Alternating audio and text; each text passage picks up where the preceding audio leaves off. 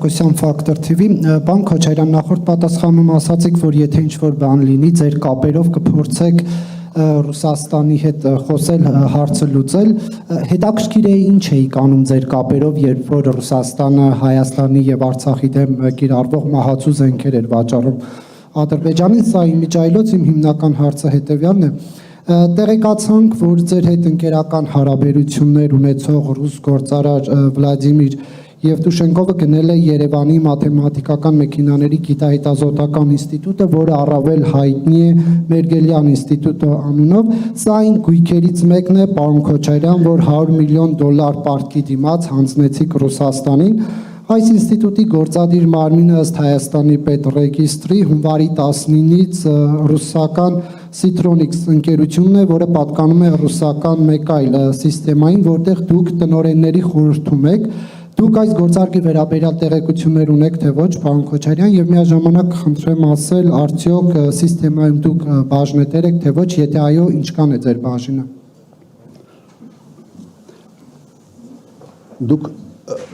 Դուք փորձել եք այս հարցը ուսումնասիրել խորությամբ, թե ուղղակի ինչ-որ բան եք լսել ու հիմա հարց եք տալիս։ Հա, ես իսկապես ուզում եմ, որովհետև ձեր ասածների մեջ անճշտությունները էական են։ Հատկապես ո՞րն էր անճշտություն։ Դուք ասում եք, որ սեփականատերը Մերգելյան ինստիտուտի բան, հա, AFK սիստեման է, դա եք ասում։ Չէ, ես ասում եմ կառավարումը կարող եք կրկնել ձեր հարցը, որ բան չլինի էլի, որ Մերգելյան ինստիտուտի կառավարումը հունվարի 19-ից ըստ Հայաստանի պետռեգիստրի անցել է կներեք Citronics ռուսական ընկերության, այսինքն Citronics-ը դարձել է գործադիր մարմինը, իսկ Citronics-ը պատկանում է սիստեմային։ Այո, հիմա նայեք։ Հիմա ո՞րն էր անճշտությունը։ Հիմա նայեք։ Ոչ Մարս գործարանը, ոչ Մերգելյան ինստիտուտը չի հանդիսանում AFK սիստեմայի կամ Citronics-ի սեփականություն։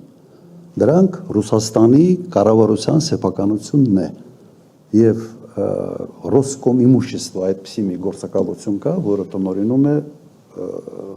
նման կարգի սեփականությունները։ Սեփականություն չեն։ Եվ բավական երկար ժամանակ Ռուսաստանի այդ գործակալությունը կառավարումը տվել է այդ ընկերությունների AFK սիստեմային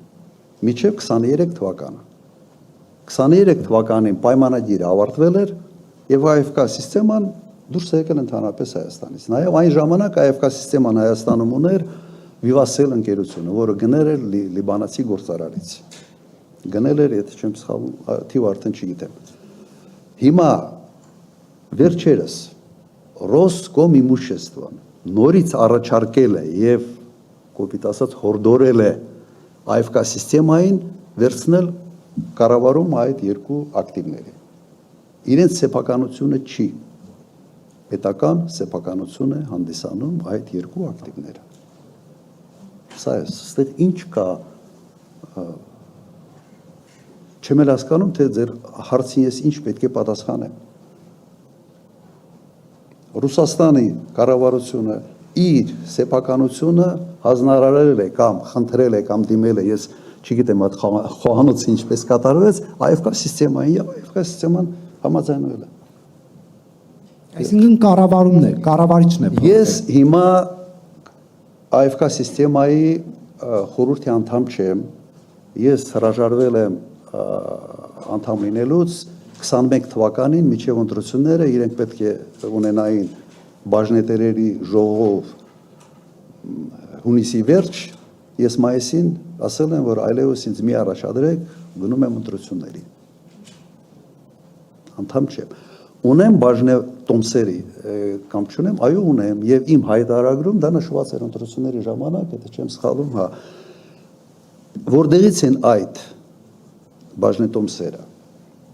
Ես եղել եմ անկախ տնօրեն 12 տարի AFK սիստեմայում։ Եվ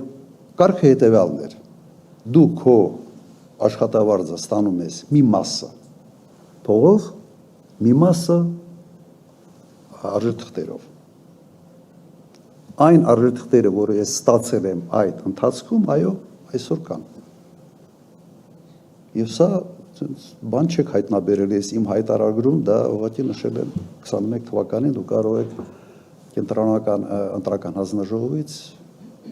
պահանջել։ Առավել եւս որ նշել եք, կարող եք ասել ինչքանն է ձեր բաժինը, Ոայ, չեմ հիշում, շատ փոքր տոկոս է, 0.00, չգիտեմ ինչ։ Ընկերությունը շատ մեծ ընկերություն է։ Դուք եթե ուզում եք պատկերացնել, թե դա ինչ ծավալի ընկերություն է, ասենց ասեմ, օրինակ ունի գյուղատնտեսական ակտիվներ, ավելի քան 200,000 հեկտար վարելահող, որոքվող, մոտ 200-250,000։ Պատկերացրեք դա համեմատեք Հայաստանի հետ։ Օրինակ ունի բժշկական ակտիվ, մեդսի, 120-ից ավել, թե 150 բժշկական կենտրոններ, հիվանդանոցներ, ավելի շատ, քան Հայաստանը ընդհանրապես։ Եվ այսպես շարունակ,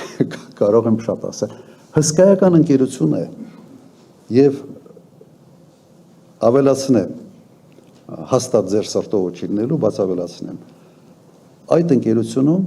ես աշխատել եմ 12 տարի։ Եվ բացի պետական կառավարման փորձից, որը ես ունեմ որպես նախագահ, վարչապետ, Ղարաբաղի նախագահ, հսկայական փորձ են ձեռք բերել կորպորատիվ կառավարման հսկայական մեծ ընկերության մեջ։ Դուք նշեք Հայաստանում որևէ մեկին, որը այդ կարգի փորձ ունի եւ պատերազմական եւ պետական կառավարման եւ մասնավոր հատվածում։ Նշեք գոնե մեկ մարդու անուն։ Եվ շնորհակալություն, որ դուք հիշեցրեցիք, որ ես AFK սիստեմայում անկախ տնօրեն եմ եղել 12 տարի շարունակ։ Եվ այս ունիկալ փորձը կարող է ծառայել հենց մեր ժողովրդին եւ Հայաստանի Հանրապետության շահերին։